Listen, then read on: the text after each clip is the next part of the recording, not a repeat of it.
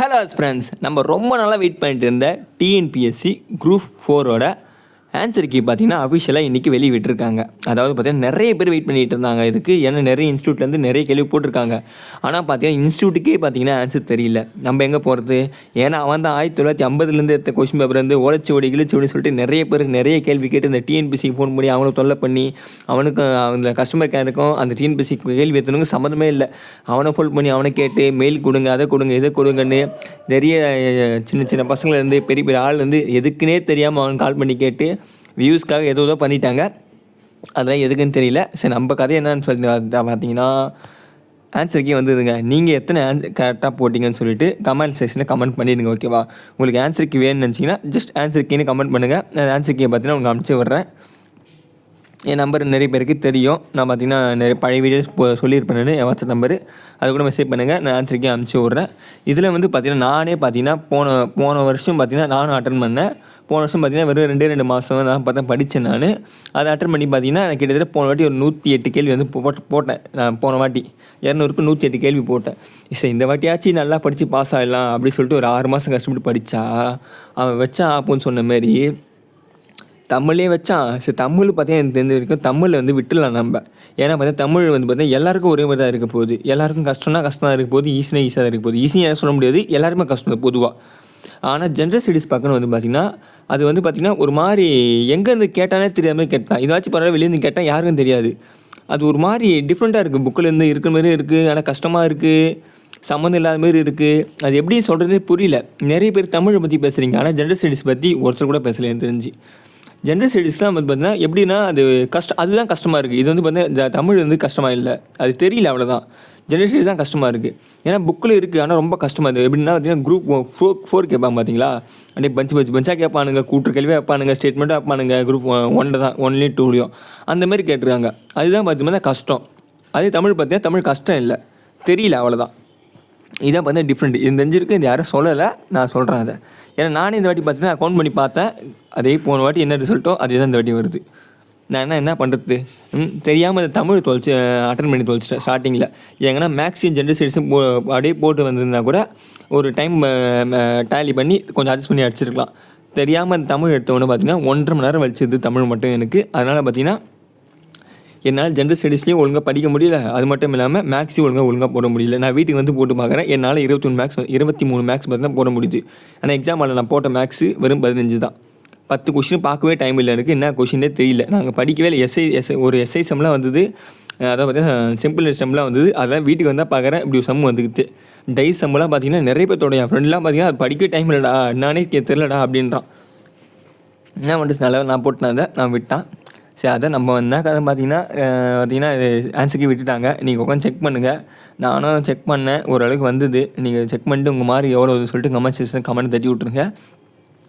யாரும் வந்து பார்த்தீங்கன்னா டிஎன்பிஎஸ்சி ஃபோன் பண்ணியோ இல்லை அது பண்ணுற இது பண்ண சொல்லிட்டு டைம் வேஸ்ட் பண்ணியிருக்காதீங்க. அவன் வீடியோ போட்டு காசை மாதிரி தான் பார்த்துருக்கானுங்க யூஸ்க்காக. நீங்கள் வேலையை பாருங்கள்.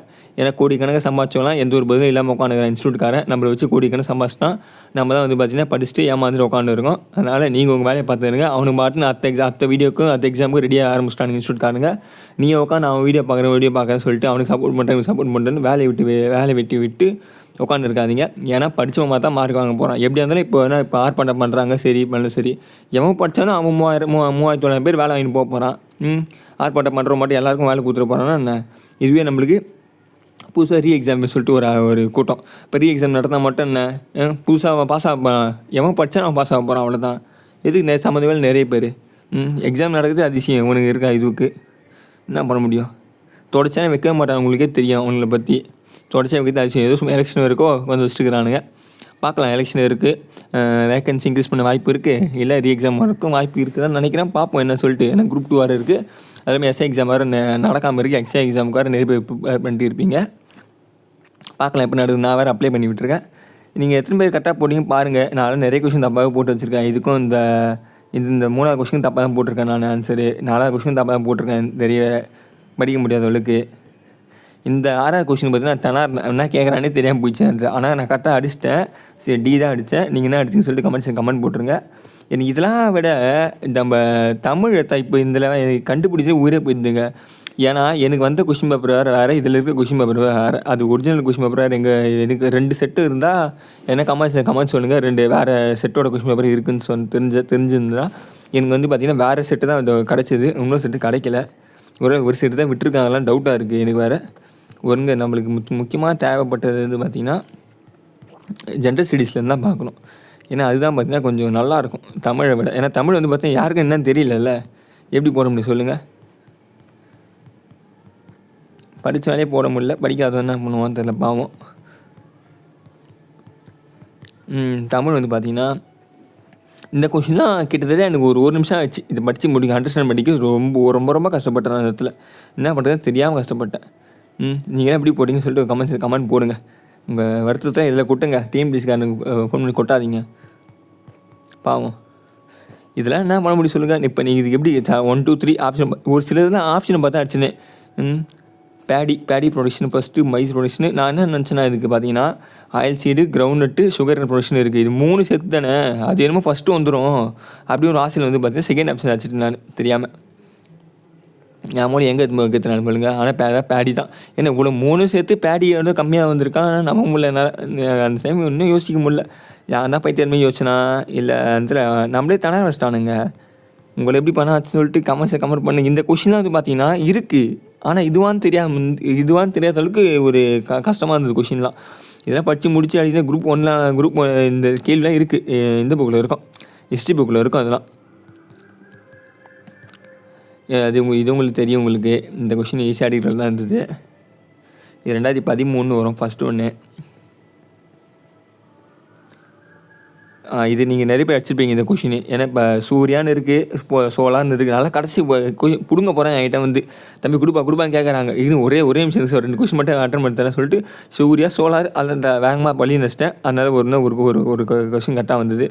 அப்புறம் இதுக்கு வந்து பார்த்தீங்கன்னா இந்தமாரி முக்கியமாக ஒரு சில ஸ்டேட்மெண்ட் கேள்வி வந்து பார்த்தீங்கன்னா நீங்கள் தெரியாத கேள்வி வந்தால் பரவாயில்ல, எப்போவுமே இந்த both A and R true, R is கிறிஸ்மென் ஏ அப்படி சொல்லிட்டு போட்டு போயிடுங்க. ஓகேவா? ஏன்னா எப்போவுமே அதில் ஆன்சர் அதிகபட்சம் அதான் ஆன்சராக இருக்குமே. நிறைய இடத்துல வந்து அதை தெரியாத கொஸ்டின் மட்டும், தெரிஞ்ச கொஸ்டினாக தான் பார்த்து அடிக்கலாம். ஆனால் தெரியாத கொஸ்டின் இந்தமாரி அடிக்கிறது வந்து பார்த்திங்கன்னா ரொம்ப நல்லது. நான் அப்படி தான் படித்தேன். அதனால் கரெக்டாக இருக்க வாய்ப்பு இருக்குது. இதை பார்த்திங்கன்னா அடுத்த கொஸ்டின் பார்த்தீங்களா அதே போல் இருக்கா, both A are true, or explain. அதே தான் நிறைய இடத்துல அது வந்து பார்த்திங்கன்னா இப்போ கரெக்டாக தான் இருக்கும். ஒரு சில இடத்துல மாற்றங்கள் வர வாய்ப்பு இருக்குது. ஆனால் நிறைய இடத்துல அதுதான் வரும். இது வந்து பார்த்திங்கன்னா நான் தெரியல, படிக்கலப்பா, நான் படிக்கலப்பா. அது வந்து பார்த்திங்கன்னா இது ஓகே, இதெல்லாம் பார்த்தது, இது வந்து அதே தான் அதே ஆன்சர் தான் வருது. இதெல்லாம் படித்தது தான். நம்ம 11வது எக்கனாமிக் புக்கில் இருக்கும். என்ன காரணம் சொல்லிட்டு 12 பிளானு. இது வந்து பார்த்திங்கன்னா என்னது, நம்ம திருவள்ளுவர் காலத்தில் இது இந்த ஸ்டேட்மெண்ட் உங்களுக்கே தெரியும். திருவள்ளுவர் காலத்தில் மூவேந்தர்லாம் வாய்ப்பே இல்லை. ஏன்னா திருவள்ளுவரில் ஏதோ ஒரு காலம், மூவேந்தர்லாம் இப்போ இந்த காலம். அதனால் ஸ்டேட்மெண்ட் பார்த்தா இன்கரெக்ட். ஆனால் கிங்ஸை பற்றி கரெக்டாக சொல்லியிருப்பாள். இதெல்லாம் கரெக்டாக அடிச்சாச்சு, படித்தும் வச்சுருப்பான். அவனால் சொல்ல முடியாது. இது 13 படிச்சிருப்பீங்க. எல்லா தமிழ் புக்லேயும் வந்துருக்கும். நான் சொல்ல தெரிஞ்சது இல்லை. இது வந்து பார்த்தீங்கன்னா தெரியல, அவ்வளோதான். டீசெண்டாக சொல்ல தெரியல. இதுவும் வந்து பார்த்தீங்கன்னா திருவள்ளுவர் யார் வரைஞ்சா, இதெல்லாம் எப்படிங்க நீ சொல்லுங்களேன்.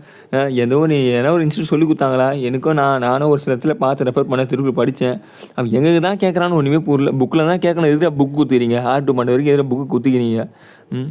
புக்கில் கேள்வியாக இல்லை, கேட்குறது கேள்வி இல்லைனா பரவாயில்ல. அவ்வளோ கேள்வி இருக்குது. அதை விட்டு கண்ட கருமத்தை கேட்டு வச்சுக்கிறானுங்க. நம்ம தமிழ்நாட்டு மக்கள் சொல்கிறது தான் கேட்கணும் போல். தமிழ்நாட்டு மக்களே பாவம் அவர் முடிச்சுன்னு இருக்கார். இவ்வளோ நிறைய அவர் கோடிக்கெல்லாம் சமைச்சிருப்பார். என்ன பண்ணாரு தெரில. ஏதாவது வச்சு ஸ்டூடெண்ட்காக ஹெல்ப் பண்ண பார்த்தா ஒன்றும் பண்ண மாட்டார் போல். சரி, இதோட வீடியோ முடிச்சிக்கலாம். ஏன்னா ஆல்ரெடி மன வருத்தத்தில் இருக்கும். ஏன்னா ஒரு வருஷம் படித்து தேவையில்லாத வேஸ்ட்டாக போய் வேலையை விட்டு நின்று வந்து படித்து நம்ம வாழ்க்கையில் ஈஸியாக விளையாட்டு போயிட்டானுங்க. நீங்கள் எப்படி அட்டன் பண்ணீங்கன்னு கமெண்ட் பண்ணுங்கள். சரி, இந்த வீடியோவை முடிச்சிக்கலாம். தேங்க்யூ. கொஷின் பேப்பர் வேணும்னு நினச்சிங்கன்னா ஜஸ்ட் என்னோட ஃபோன் நம்பருக்கு ஹாய் கொஷின் பேப்பர் மெசேஜ் பண்ணி விட்டுங்க. தேங்க்யூ, நன்றி.